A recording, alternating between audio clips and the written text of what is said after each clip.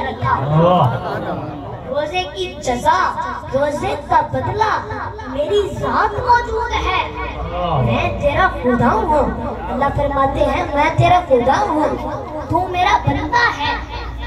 جا جو اپنے خدا سے مانگتا ہے مانگ لے. فرمایا پوری جنت بھی روزے کا بدلہ نہیں ہو سکتی.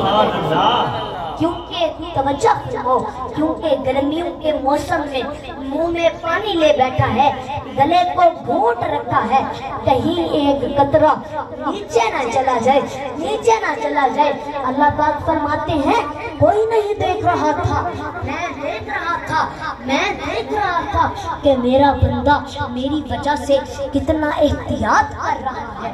میرے بزرگوں جو اتنی خفیہ عبادت ہو، جو اتنی مخفی عبادت ہو، جو اس قدر اللہ تبارک و تعالیٰ کو راضی کرنے والی عبادت ہو، پھر اس کی جزا اور اس کا بدلہ بھی اہم ہونا چاہیے. فرمایا اللہ پاک نے فرمایا کہ میں قیامت کے دن استقبالیہ دوں گا.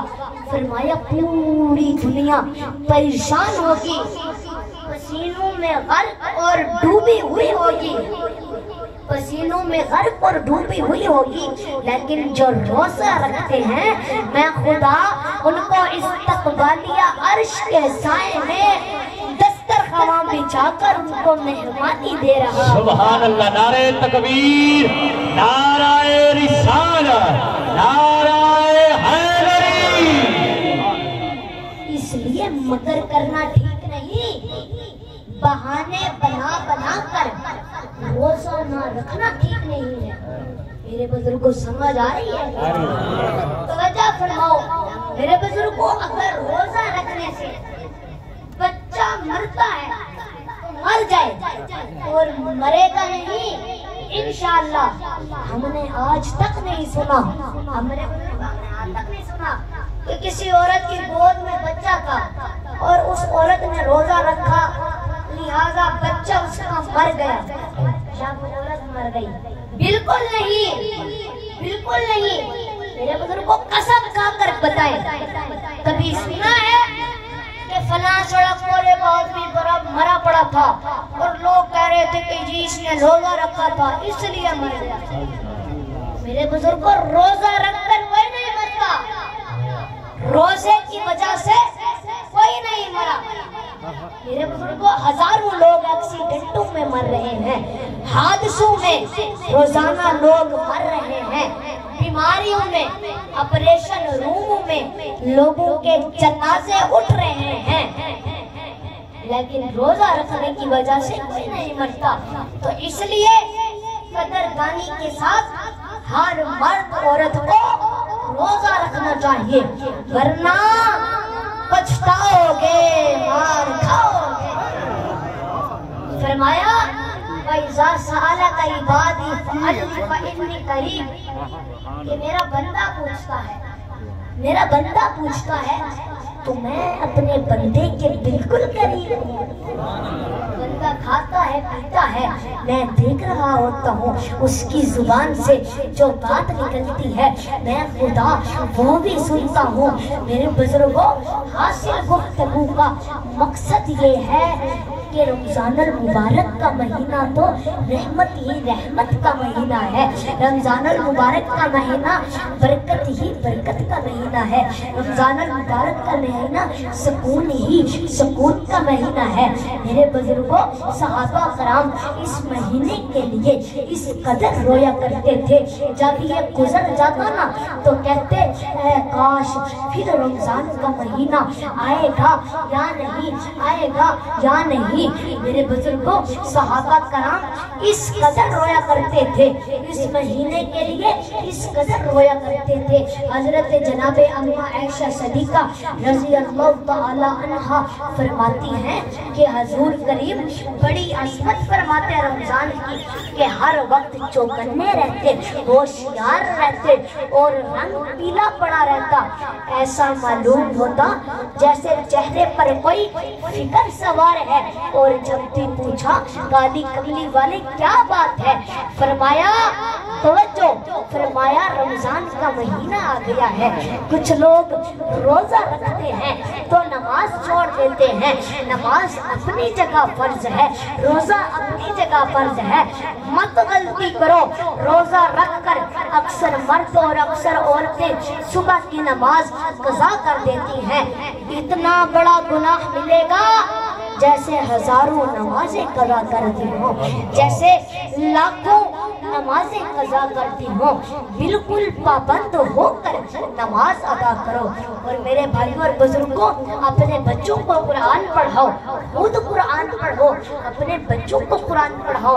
جو قرآن اللہ پاک کی زبان نے عطا کیا ہو، جس قرآن کو مدنی کریم نے ساری عمر پڑھا ہو، جس قرآن کو 1,29,000 صحابہ کرام نے پڑھا ہو، جس قرآن کو جبرائیل امین نے پڑھا ہو، جس قرآن کو غوثوں نے پڑھا ہو، جس قرآن کی تلاوت رات دن اماموں نے کی ہو، جس قرآن کی تلاوت رات دن اتاروں نے کی ہو، پھر وہ کلام کتنی شان والا ہوگا، وہ کلام کتنا پکیزہ ہوگا، وہ کلام کتنی عظمتوں والا ہوگا۔ میرے بزرگوں، صحابہ کرام نے ان چیزوں پر اپنی جان قربان کر دی، ایک ایک نے نبی کے حکم کے لیے جان کی بازی لگانی پڑی تو پرواہ نہ کی۔ اور بلکہ میرے بزرگوں، وہ تو ایسے لوگ تھے، توجہ فرماؤ، یہ بھی سنو، توجہ فرماؤ، وہ تو ایسے لوگ تھے، کوئی روزہ رکھنے والا اور تراویح پڑھنے والا فخر نہ کرے۔ میرے بزرگوں، صحابی مدنی کریم کا ساری رات عبادت کرتا ہے، ساری رات عبادت کرتا ہے، صبح اٹھ کر دعا مانگتا ہے، اے اللہ میرا منہ اس قابل تو نہیں کہ جنت مانگو، لیکن اتنی عرض کرتا ہوں کہ جہنم کے عذاب سے مجھے بچا لینا۔ صحابی کہتا ہے میرا منہ اس قابل تو نہیں کہ جنت مانگو، لیکن اتنی گزارش کرتا ہوں کہ جہنم کے عذاب سے مجھے بچا لینا۔ میرے بزرگوں، ایک صحابی مدنی کریم کا ساری رات کروٹیں بدلتا ہے، نیند نہیں آ رہی۔ صبح ہوئی، بیٹی نے پوچھ لیا، ابا جان نیند نہیں آئی، کیا کوئی تکلیف تھی؟ فرمایا لختے جگر تجھے کیا بتاؤں، جو آدمی قرآن کریم میں جہنم کے انگاروں کی خبر سن چکا ہو، پھر اسے نیند کیسے آئے؟ آپ فرماتے ہیں امام شافعی رحمت اللہ علیہ بہت بڑے امام گزرے ہیں، ان کی بیٹی اتنی نیک تھی، ساری رات مصلے پر کھڑی ہو کر عبادت کرتی تھی، آنکھیں خراب ہو گئی نیند نہ کرنے کی وجہ سے، نظر خراب ہو گئی۔ تو امام شافعی فرماتے ہیں بیٹی تو کچھ دیر بستر پر لیٹ جایا کر، کچھ دیر بستر پر نیند کر لیا کر۔ آپ عرض کرتی ہیں ابا جان نیند مجھے آتی ہے، بستر پر لیٹ جاتی ہوں، لیکن جب دل میں فوراً یہ خیال آتا ہے کہ شافعی کی بیٹی تو نے تو بستر سنبھال لیا ہے، صبح تیری نامعلوم زمین کے اوپر ہوگی یا لاکھوں من مٹی کے نیچے ہوگی، پھر میں اٹھ جاتی ہوں، نفلوں کی نیت باندھ کر قرآن پاک پڑھتی ہوں۔